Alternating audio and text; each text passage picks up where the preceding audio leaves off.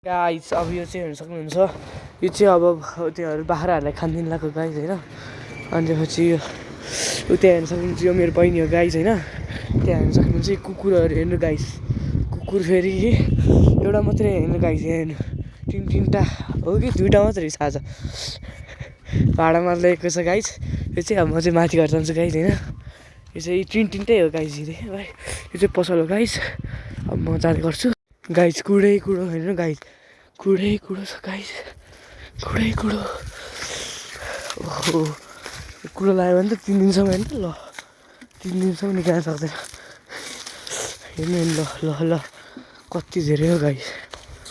Kudo पनि काट्दैन रहेछ यो बारीको मान्छेले।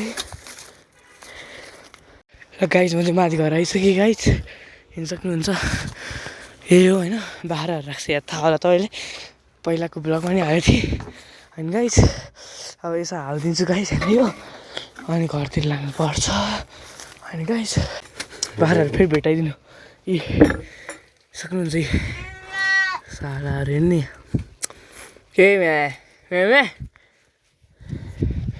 कहाँ हिजो त्यहाँ होइन एकजनाको त्यो सुन्तला छ होइन सुन्तलाकोबाट सुन्तला फल्यो गाइस। त्यहाँ गएर चोर्नु पऱ्यो गाइस बिस्तारै हेर्न सक्नुहुन्छ गाइस। ओह हेर्न सक्नुहुन्छ कति धेरै फल्यो छ गाइस। 3-4वटा लिन्छु राखिदिन्छु गाइस। मैले 2वटा चोरी ल्याएर अब खान्छु गाइस है आरामले। जाजलाई यति नै अब अर्को ब्लगमा भेटौँला है बाई।